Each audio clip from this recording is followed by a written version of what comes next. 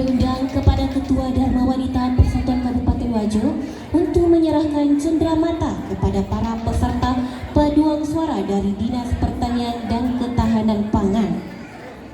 Dan ini merupakan penampilan terakhir peserta kita pada lot ini.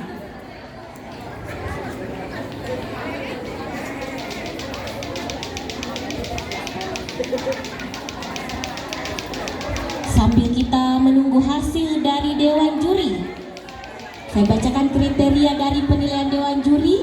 Yang pertama ada mutu suara, dari materi suara, keselarasan dan ambitus.